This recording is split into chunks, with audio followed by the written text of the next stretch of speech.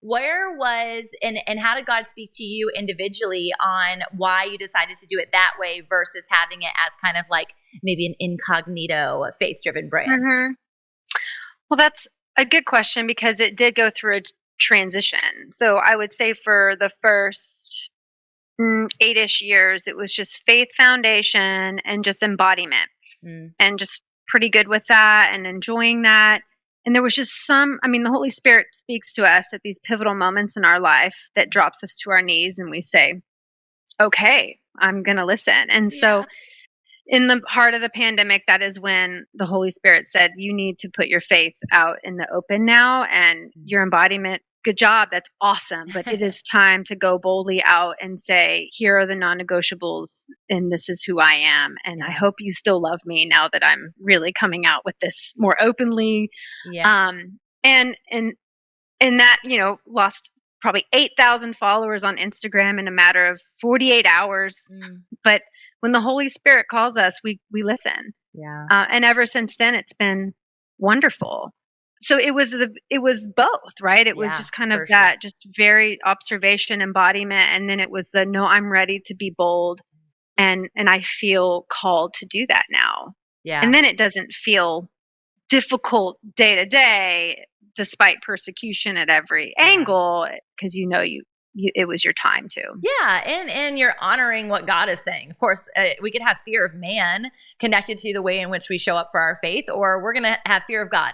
And for me, in fear of God, for those listening, we know is like all in reverence, not like I'm afraid of him. Mm-hmm. He's going to like come down and scorch me with his lightning bolt. He could, I guess, but at the same time, it's this knowing that it's more just like I love you and I want to be obedient to what you're saying because I know you're a good father. And in my obedience, then more things get unlocked inside of me. And so I've witnessed that from your brand, and it's been really cool, and it gets me giddy because I'm like, let's go, girl. Because we know at the end of the day, while we get to do these really unique things, and you're specifically in this product-based, health-based industry, that at the end of the day, it's eternity. At the end of the day, the answer is Jesus.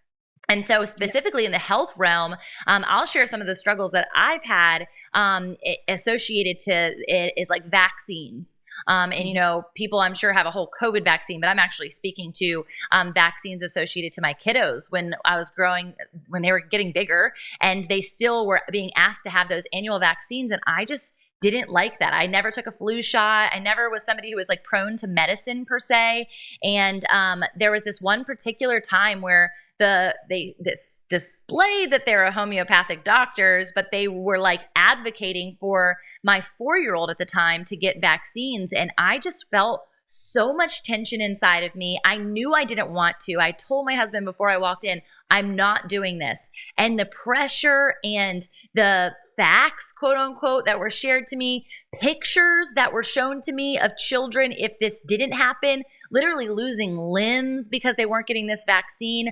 I'm sitting there like, I'm the worst mom ever if I don't do this thing. So okay, I'll do it. And I remember just crying as she was getting the shot, not only because she was crying, but I was crying for the depths of, I can't believe I was just coerced into this choice. And I immediately called another homeopathic friend, and she's like, bringing her in tomorrow. We'll do all the extraction of metals that we possibly can. We'll do all of the baths and salts and all the stuff that we can. But I remember at that point, it being a pivotal moment. This was 5 years ago, that I was like, never again. I'm going to take a stand for my health in the way that I know God is leading me to take a stand.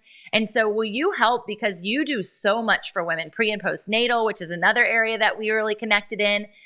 Where do you find a lot of people from a vaccine lens or even just overall general health coming to you as a variable to what's being offered in a boxed healthcare system? Mm-hmm. It's really that one word, fear. So fearing God versus fearing man, like you said. When we fear God, it's with reverence and awe and respect. When we fear the medical system, the fear mongering that goes on there, that is not okay. I mean, that's borderline demonic, if you ask me. Agreed. And I know these are good people who don't even realize that they're doing the devil's work. They just don't even know, most of them.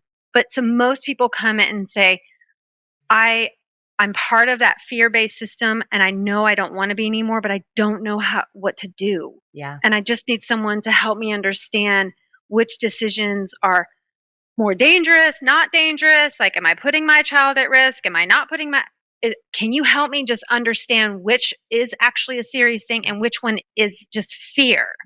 And we take it one decision at a time, which vaccines is probably the number one decision I navigate with kids. Yeah, with parents. Yeah. And usually husband and wife come sit down with me. I'm just kidding, because they have their opposing views. Totally, which is more therapy. You're just like, okay, and now I'm a marriage counselor. I'm like, sometimes multiple generations come in, because all the skeptics will come in the room, and sometimes they're filming me or recording me, and that's so stressful. But these are people who are trying to bring their own families through that walk out of fear as well. So they want everyone to kind of hear me speak about my perspective. Yeah.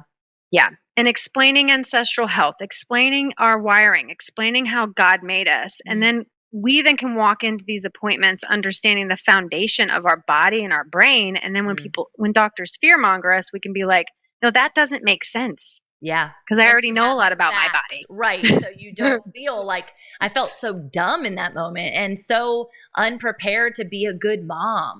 And that was like, but at the same time, I had already been convicted by the Holy Spirit. She's safe. She's good. All is well. I've got her. And so I know that tension was one of those like just defining moments in motherhood where like, no, I will advocate for my children. And soon after that, it was the transitions of education and really going into understanding what does it look like to homeschool, though I didn't homeschool, but wanting that type of environment for my kids. Where does that exist? Do I want faith in their education or not? And so when we specifically think about faith integrated with our health, it's not a common conversation at all.